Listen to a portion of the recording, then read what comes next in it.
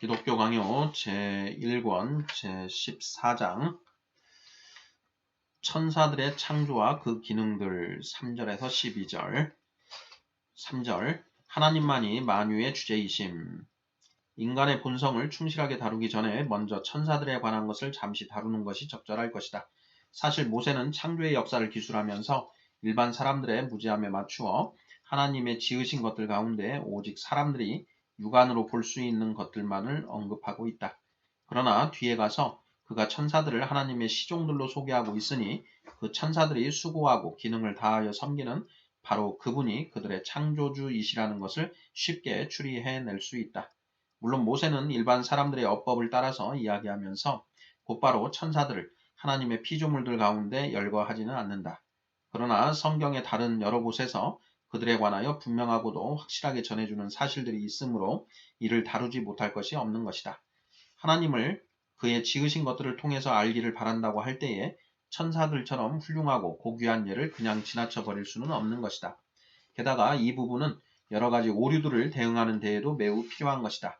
많은 사람들이 천사들의 그 탁월한 특징들에 압도된 나머지 천사들을 한 분 하나님의 권위에 복속시키게 되면 그것은 천사들을 억지로 그런 지위에 두는 것으로 천사들을 모욕하는 것이라고 생각한다. 그리하여 그들은 천사들에게 신성이 있다는 그릇된 사고를 갖는 것이다. 또한 많이도 그 추종자들과 함께 일어나 스스로 두 가지 원리를 세웠으니 곧 하나님과 마귀가 그것이다. 그러면서 그는 하나님은 선한 것들의 기원이시요 악한 본질들은 마귀에게 기원이 있다고 하였다. 이런 미친 사상이 우리 마음을 사로잡게 되면 우주를 창조하신 데에서 나타난 하나님의 영광을 부인하고 말게 될 것이다. 그렇게 되면 하나님께서 영원성과 자존성, 즉 스스로 존재하신다는 것 이외에 별다른 특성이 없는 것이 되어 버리므로 마귀도 이런 성격을 지니고 있다고 보는 자들은 마귀에게도 신성을 부여하지 않겠는가. 마귀가 하나님의 뜻을 거슬러 자기 마음대로 아무 일이나 다 행할 수 있는 그런 주권을 지니고 있다면 과연 하나님의 전능하심은 어디 있단 말인가. 많이 교도들의 사상적 기초는 단 한 가지, 곧 악한 것들의 창조를 선하신 하나님께 돌린다는 것은 그릇된 것이라는 것이다. 그런데 이것은 정통신앙을 조금도 해치지 못한다. 정통신앙은 온 우주 내에 본성적인 악이 존재한다는 것을 인정하지 않기 때문이다. 사람과 마귀의 부패와 악이 혹은 그것들로부터 나오는 갖가지 죄악들은 본성에서 비롯되는 것이 아니고 본성의 부패에서 비롯되는 것이기 때문이다. 그리고 태초로부터 존재하는 모든 만물 가운데서 하나님께서 자신의 지혜와 의의 모범을 드러내시지 않은 것이 하나도 없는 것이다. 그러므로 이런 사악한 거짓 사설들에 대응하기 위해서는 우리의 눈이 닿는 범위 이상으로 우리의 마음을 높이 올릴 필요가 있는 것이다. 니케아 신경에서는 하나님을 가리켜 만물의 창조주라 부르면서 눈에 보이지 않는 것들을 분명하게 언급하고 있는데 이것이 바로 이런 목적을 위한 것이 아닌가 생각된다. 그러나 동시에 우리는 경건의 규범이 지향하는 분량을 지키도록 신중을 기할 것이며 그리하여 독자들이 적절한 정도 이상으로 깊이 사색해 들어가서 단순한 믿음에서 벗어나 방황하는 일이 없도록 노력할 것이다. 그리고 성령께서 언제나 우리를 가르쳐서 유익을 주고 계시지만 그는 덕을 끼치는 데에 별 가치가 없는 것들에 대해서는 완전히 침묵으로 일관하기도 하시고 혹은 간혹 가볍게 다루시는 정도로 그치시는 것이다. 그러므로 유익이 없는 것들에 대해서는 기꺼이 관심을 제거시키는 것이 또한 우리의 의무인 것이다. 4절 천사들에 관한 헛된 사색에 빠지지 말고 성경의 가르침에 귀를 기울여야 함. 천사들은 하나님의 시종들로서 하나님의 명령을 수행하도록 정해진 존재들이므로 그들이 하나님의 피조물들이라는 것은 의심의 여지가 없는 사실이다.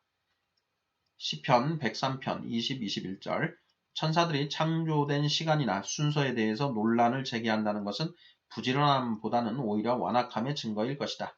모세는 천지와 만물이 다 이루어지니라 라고 말하고 있는데 과연 별들과 유성들보다 더 가려져 있는 다른 하늘의 존재들이 어느 시기에 존재하기 시작했는지에 대해서 그렇게 열심히 묻는 것이 무슨 의미가 있는가? 이에 대해서 길게 논의할 필요는 없고 이 문제에 대해서 우리가 기억해야 할 것은 모든 신앙적 교리에 있어서도 마찬가지지만 겸손과 진지함의 한 가지 규범을 지켜야 한다는 것이다. 곧 모호한 문제에 대해서는 하나님의 말씀으로 우리에게 제시된 것 이외에는 그 어떠한 것도 말하거나 추측하거나 심지어 알려고 하지도 말아야 한다는 것이다. 더 나아가서 성경을 읽을 때에도 우리는 덕을 위하여 주어진 것들을 찾고 묵상하기를 끊임없이 힘써야 하며 호기심에 빠지거나 무익한 것들을 탐구하는 데에 마음을 빼앗겨서는 안 될 것이다. 그리고 주께서는 열매 없는 질문들에 관하여서가 아니라 건전한 경건과 그의 이름을 경외하는 것과 참된 신뢰와 거룩한 의무들에 관하여 우리를 가르치기를 원하시므로 우리는 그런 것들에 대한 지식으로 만족해야 할 것이다. 그러므로 우리가 진정 지혜를 얻으려면 그 한가한 자들이 하나님의 말씀을 벗어나서 가르치는 바 천사들의 본질과 질서와 숫자 등에 관한 공허한 사변들을 벗어나야 하는 것이다. 많은 이들이 일상생활에 적용되는 것들보다는 그런 것들에 더 집착하고 그런 것들에서 더 많은 즐거움을 얻고 있다. 그러나 우리가 그리스도의 제자들이기를 부끄러워하지 않는다면 그리스도께서 제시하신 방법을 따르기를 부끄러워해서는 안 될 것이다. 그렇게 하면 우리 주님의 가르침으로 만족하게 되고 또한 주님이 경계하시는 그 완전히 헛된 사변들을 버리며 또한 지극히 혐오하게 될 것이다. 디오니시우스가 어떤 사람인지는 잘 모르지만 그가 천상의 위계질서에서 여러 가지 문제들을 아주 세밀하게 기술적으로 논의했다는 것은 누구도 부인하지 못할 것이다. 그러나 그 논의한 내용들을 좀 더 면밀히 살펴보면 대부분이 그저 한가한 이야기에 지나지 않는다는 것을 알게 될 것이다. 그러나 신학자의 임무는 사람들의 귀를 긁어주는 것이 아니라 참되고 확실하며 유익이 되는 것들을 가르침으로써 양심을 강건하게 해주는 데 있는 것이다. 그 책을 읽어보면 하늘에서 떨어진 사람이 자기가 배운 내용이 아니라 자기가 직접 눈으로 본 내용을 이야기하고 있다는 생각을 하게 될 것이다. 그러나 바울은 셋째 하늘에 이끌려 갔으면서도 그 일에 대해서 아무 말도 하지 않을 뿐더러 자기가 본 은밀한 것들에 대해 이야기하는 것이 합당치 않다고 증언하기까지 하는 것이다. 고린도후서 12장 4절. 그러므로 그런 어리석은 지혜와는 작별을 구하고 주께서 그의 천사들에 관하여 우리가 알기를 바라시는 바를 성경의 단순한 가르침에서 살펴보기로 하자. 5절 성경에 나타나는 천사들의 호칭. 성경 여기저기에서 나타나는 대로 천사들은 하늘의 영으로서 하나님을 수종하여 섬기며 하나님께서 명하신 모든 일들을 수행하는 자들이며 따라서 하나님께서 자기 자신을 사람들에게 나타내시기 위하여 중개적인 사자들로 그들을 사용하시기 때문에 그들에게 천사라는 이름이 붙여진 것이다. 또한 그 비슷한 이유로 그들에게 다른 이름들이 붙여지기도 한다. 그들을 가리켜 천군이라고도 하는데 이는 마치 근위병들이 왕 주변을 에워싸듯이 그들이 하나님의 위엄을 장식하며 그것을 더욱 돋보이게 하기 때문이다. 그들은 마치 군사들처럼 언제나 그 지휘관의 신호에 항상 주의를 집중하며 그의 명령을 수행할 준비를 항상 갖추고 있다. 그리하여 신호가 떨어지기 무섭게 일을 착수하며 진행시키는 것이다. 물론 다른 선지자들도 하나님의 보좌의 형상을 묘사하여 그의 위엄을 선포하고 있으나 다니엘은 특히 이 점을 아주 특징적으로 말씀하고 있다. 그는 하나님이 왕자에 좌정하실 때에 그를 섬기는 자가 천천히요 그 앞에 모셔선 자들이 만만이라고 말하는 것이다. 다니엘서 7장 10절. 뿐만 아니라 여호와께서 그들을 통하여 그의 손의 권능과 힘을 놀랍게 드러내시고 선포하시므로 이 때문에 그들을 가리켜 권세라 부르기도 한다. 에베소서 1장 21절, 고린도전서 15장 24절. 하나님께서 그들을 통하여 이 세상에서 그의 권위를 시행하시기 때문에 그들을 가리켜 때로는 통치자라, 때로는 능력이라, 때로는 주권이라 부르기도 한다. 골로새서 1장 16절, 에베소서 1장 21절, 고린도전서 15장 24절. 그리고 마지막으로 어떤 의미에서 하나님의 영광이 그들 속에 거하고 있기 때문에 그들을 가리켜 왕권들이라고 부르기도 한다. 골로새서 1장 16절. 그러나 이 마지막의 호칭에 대해서는 더 이상 언급하지 않겠다. 다른 해석이 똑같이 잘 어울리고 어쩌면 더 낫기까지 하기 때문이다. 이 마지막의 호칭은 그냥 두더라도 성령께서는 이 앞의 호칭들을 사용하셔서 천사들의 사역의 위엄을 높이 드러내시는 것이다. 하나님께서 그의 신적 위엄의 임재를 그들을 통하여 구체적으로 드러내시니 성령께서 그 도구들을 높이지 않으시고 그냥 지나치신다는 것이 과연 합당하겠는가? 더군다나 이 때문에 천사들을 가리켜 신들이라 칭하는 경우가 여러 번 나타나고 있으니 예컨대 시편 138편 1절 이는 그들의 사역이 마치 거울과도 같은 역할을 하여 어떤 점에서 하나님의 신성을 우리에게 나타내 보이기 때문인 것이다. 고대의 저자들은 성경이 하나님의 천사가 아브라함에게, 야곱에게, 모세와 기타 사람들에게 나타난 사실을 보도할 때에 그 천사가 바로 그리스도이셨다고 해석하는데 나는 이 해석에 대해서 반대하지 않는다. 그러나 모든 천사들을 다 가리키는 경우가 더 많고 그럴 경우에 신들이라는 호칭이 그들에게 적용되는 것도 사실인 것이다. 이것을 이상스럽게 여길 필요는 없다. 왕들과 통치자들이 최고의 왕이시오 심판주이신 하나님의 대리자라는 의미에서 그들에게 신이라는 존귀한 호칭이 주어지고 있다면 하나님의 영광의 광채를 찬란하게 밝혀주는 천사들에게야 더욱더 그런 호칭이 주어질 만한 것이다. 6절 천사들의 주요 임무. 그러나 성경은 우리의 믿음을 강건하게 해주는데 가장 효과적인 것들을 우리에게 가르치는 데에 강조점을 두고 있다. 곧 천사들은 하나님의 자비를 우리에게 나누어 주고 처리하는 자들이라는 것이다. 그러므로 성경은 그들이 우리의 안전을 위하여 밤새 지키며 우리를 보호하며 우리의 길을 인도하고 우리에게 해가 없도록 지킨다는 사실을 상기시켜 주는 것이다. 먼저 교회의 머리이신 그리스도에게 그리고 이어서 모든 신자들에게 적용되는 진술들이 성경 도처에서 나타나고 있다. 곧 그가 너를 위하여 그의 천사들을 명령하사 내 모든 길에서 너를 지키게 하심이라. 그들이 그들의 손으로 너를 붙들어 발이 돌에 부딪히지 아니하게 하리로다. 시편 91편 11, 12절. 여호와의 천사가 주를 경외하는 자를 둘러 진치고 그들을 건지시는도다. 시편 34편 7절 등의 말씀이 그것이다. 하나님은 이 말씀들을 통해서 그가 지키시기로 하신 자들을 보호하는 임무를 천사들에게 맡기셨음을 보여주신다. 그리하여 여호와의 사자가 도망하는 하갈을 위로하고 여주인과 화목하라고 명령하였다. 또한 아브라함은 그의 종에게 천사가 여정을 인도할 것을 약속하고 있다. 야곱은 에브라임과 므낫세를 축복하면서 자기를 모든 악에서 건져준 여호와의 사자가 그들을 번성하게 해주기를 기원하고 있다. 또한 이스라엘 백성의 진들을 보호하기 위하여 천사가 지정되었으며 하나님께서 이스라엘을 원수의 손에서 구원해 내고자 하실 때마다 천사들을 통하여 그 일을 시행하셨다. 더 이상 신뢰를 들 필요가 없고 간단히 말하자면 천사들이 그리스도를 수종들었고 그의 모든 고난 중에 그와 함께 있었다.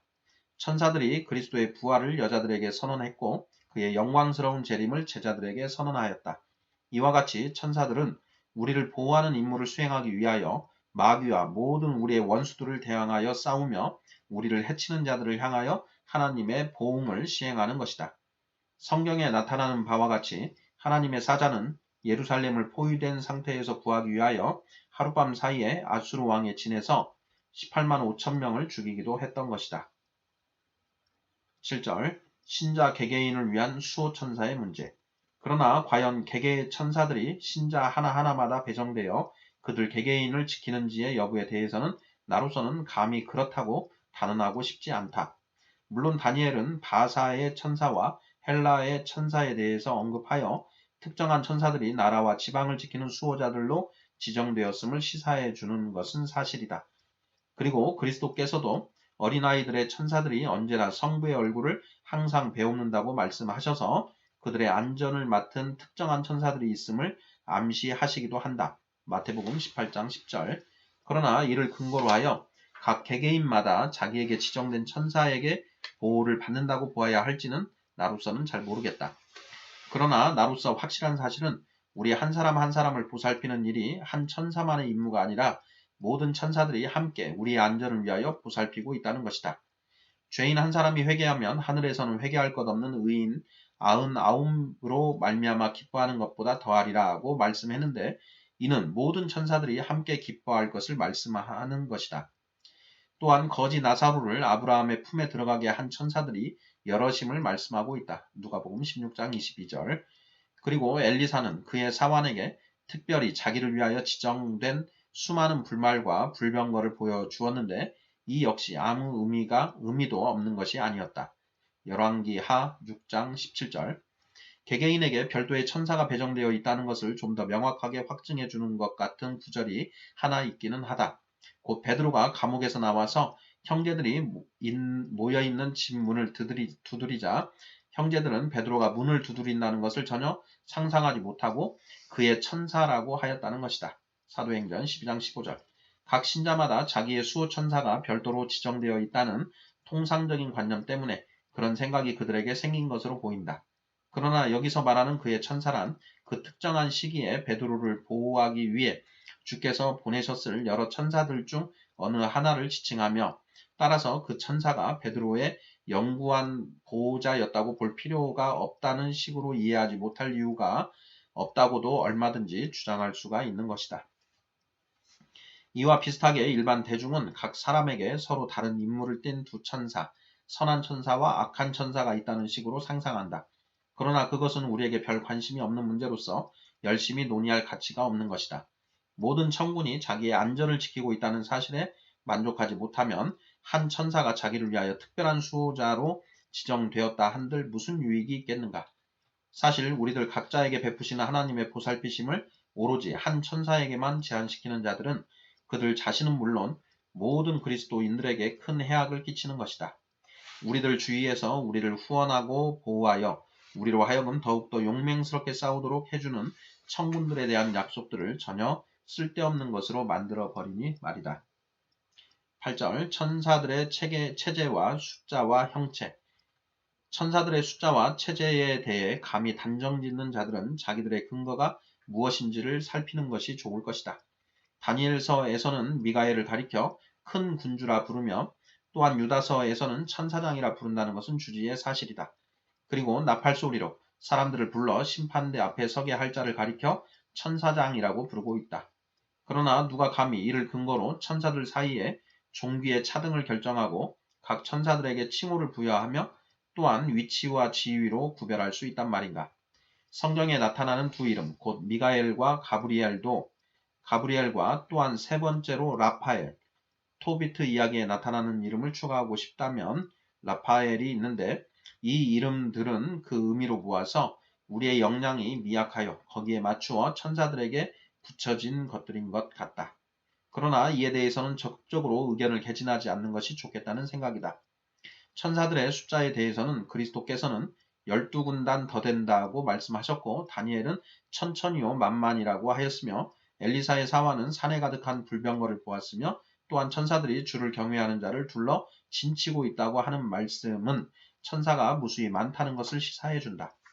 영들에게는 형체가 없는 것이 분명하나 성경은 우리의 이해력의 분량에 맞추어서 그룹들과 스랍들의 이름을 빌려 천사들을 날개 달린 모양으로 묘사하고 있으니 우리로서는 필요한 상황이 생길 경우 천사들이 마치 하늘에서 번개가 치듯이 믿을 수 없을 만큼 신속하게 임하여 우리를 도울 준비를 갖추고 있다는 것을 의심해서는 안 될 것이다. 천사들의 숫자와 체제에 대해서 이 이상으로 어떠한 논리를 제기하든 간에 우리는 이를 마지막 날에 가서야 비로소 완전한 계시를 접하게 될 신비로운 문제에 속하는 것으로 보아야 할 것이다. 그러므로 이에 대해서 지나치게 호기심을 가져서도 안 되며 지나치게 단정적으로 말해서도 안 된다는 점을 기억하도록 하자. 9절 천사는 실제로 존재하는 영임. 그러나 몇몇 침착하지 못한 자들이 의문을 제기하지만 우리가 확실히 붙들어야 할 한 가지 사실이 있다. 곧 천사들은 섬기는 영이며 하나님께서는 그들의 사역을 통하여 그의 백성을 보호하시고 그를 통하여 그의 은혜들을 사람들에게 베푸시고 또한 그의 남은 일들을 처리케 하신다는 것이다. 사실 그 옛날 사두개인들은 천사들이란 하나님께서 사람들 가운데 일으키시는 마음의 움직임이나 그가 나타내시는 권능의 신뢰들 이외에 아무것도 아니라고 보았다. 그러나 성경의 무수한 증거들이 이런 넌센스의 허구성을 밝히 입증해 주므로 어떻게 그런 터무니없는 무식이 그 사람들에게서 생겨났는지 의아스러울 정도다.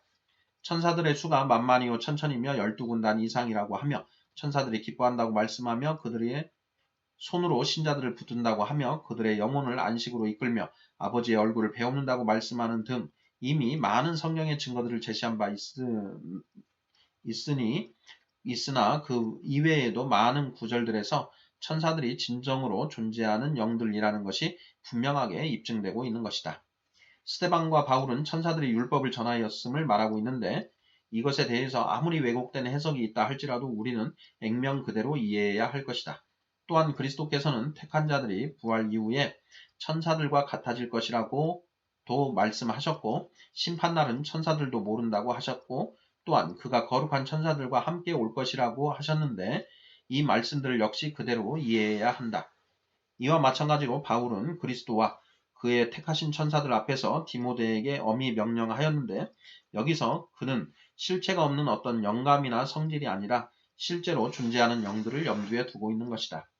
그리고 히브리서에는 천사들에 관하여 여러 가지 진술들이 나타나는데 그리스도께서 천사들보다 훨씬 뛰어나다거나 세상이 천사들에게 복종하는 것이 아니라거나 그리스도께서 천사들의 본질이 아니라 인간의 본질을 취하셨다거나 하는 등등의 진술들이 천사들이 그렇게 그리스도와 비교될 수 있을 만큼 복된 영들이라는 전제가 없이는 도저히 의미가 통하지 않는 것이다.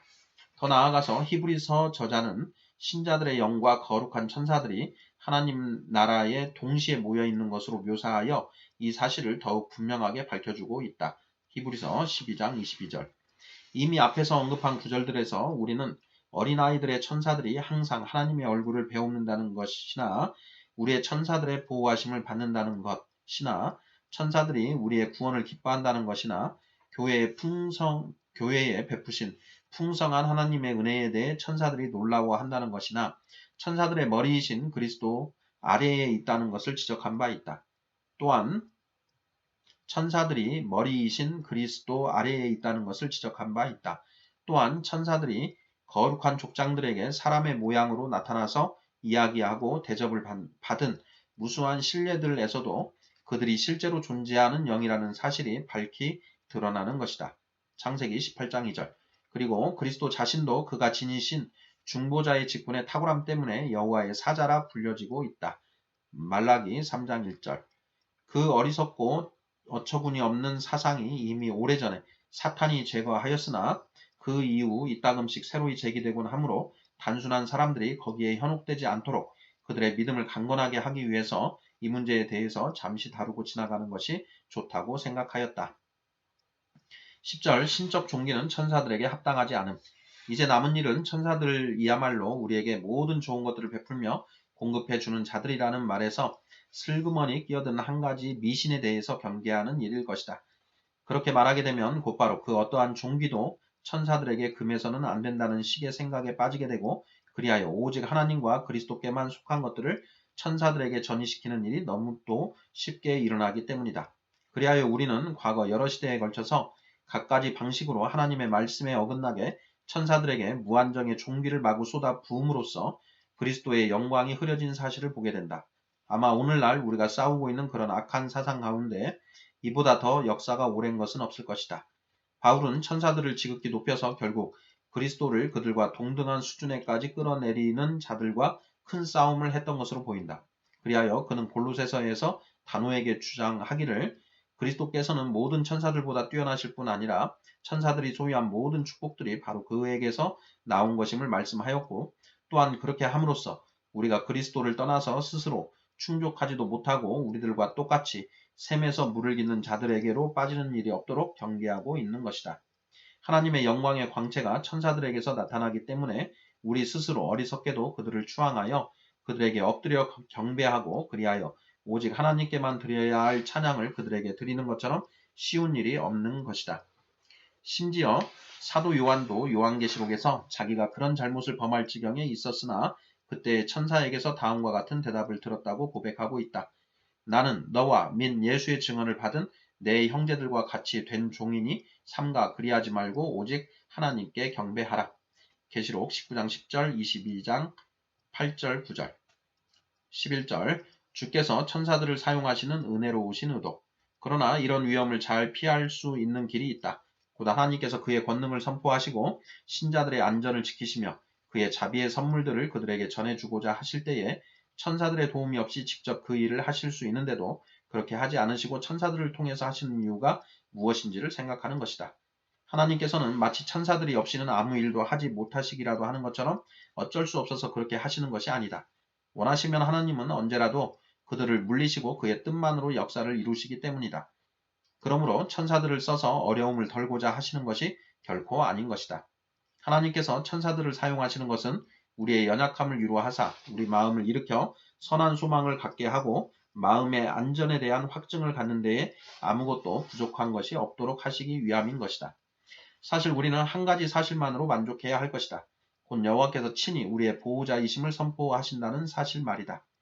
그러나 온갖 위험에 둘러싸여 있고 온갖 해로운 것들과 온갖 종류의 원수들에게 에워싸여 있을 때에는 그런 것이 우리의 연약함이지만 주께서 우리의 분량에 맞추어서 그의 은혜로운 임재하심을 깨닫게 해주시지 않으면 우리는 때때로 공포가 가득하게 되어 절망 가운데 빠지고 만다.